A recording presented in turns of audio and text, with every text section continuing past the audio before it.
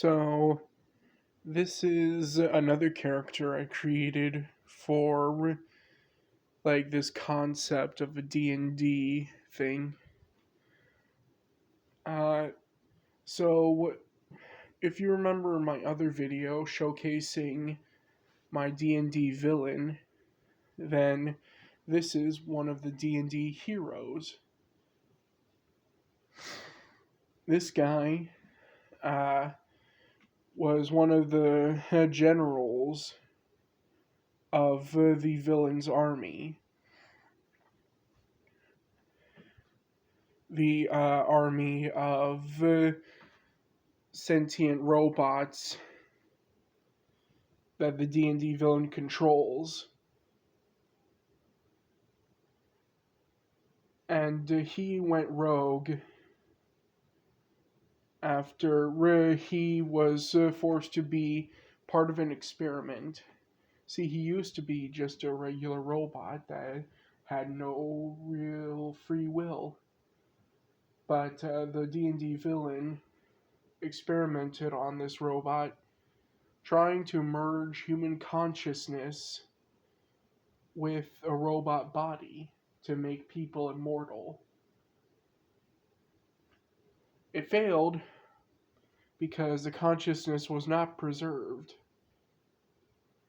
Well, it was not preserved in the way that the villain wanted it to be. The robot got a consciousness, but it wasn't the consciousness of the person who died. So, kind of had to relearn everything like a baby. And but it was much faster because the fact that he's a robot, and robots learn very fast.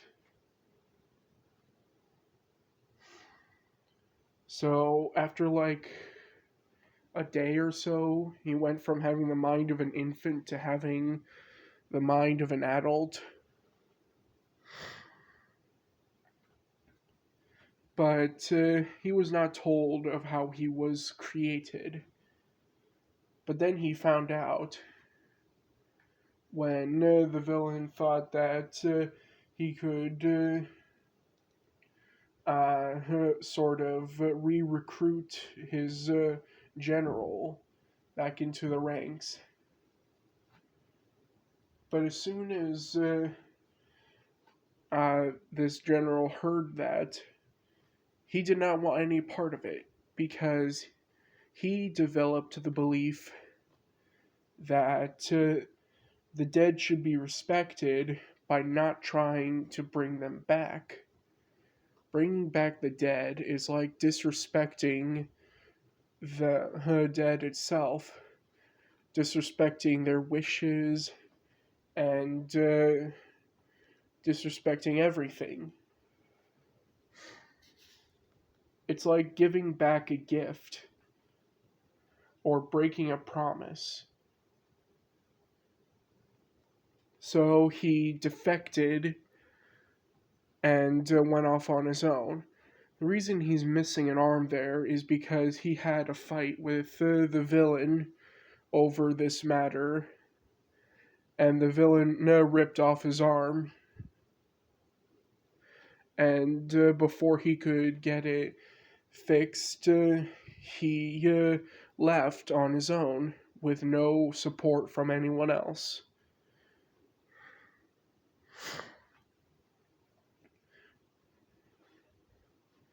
Then, after a few days of being alone, he decided that his arm going missing was like his extremity dying. It was like his arm died, and bringing that back would be disrespectful. You could see what a consciousness would do to a logical being like a robot. See, a robot would have had their arm repaired or fixed, no problem. They wouldn't have been held up on this.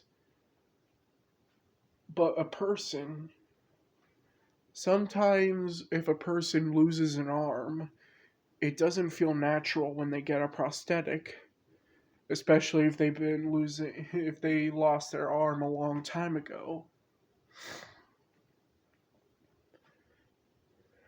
And sometimes the change is too great for them to adapt. So he adapted to not having an arm, and he chooses to not readapt to having both arms. Even though this handicaps him, he doesn't mind. This general sports a large sword with a golden spiked pommel, and also he sports this golden armor that seems to have both hollow shields and some sort of metal alloy that takes the look of gold. It's not actual gold, and it's not paint. It's just the way that the metal alloy looks. And the blue on him is a power source for a type of shield,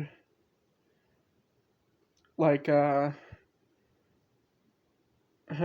like you've seen this sort of technology in many sci-fi games and movies, like those shields from Halo, kind of like that. But instead, it's used as armor, not like an external shield.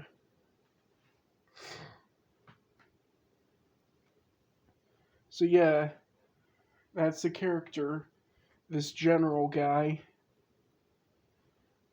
used to be nothing but a mere automaton, gained consciousness from a failed experiment, and now refuses to go along with the villain's plans of making everyone immortal.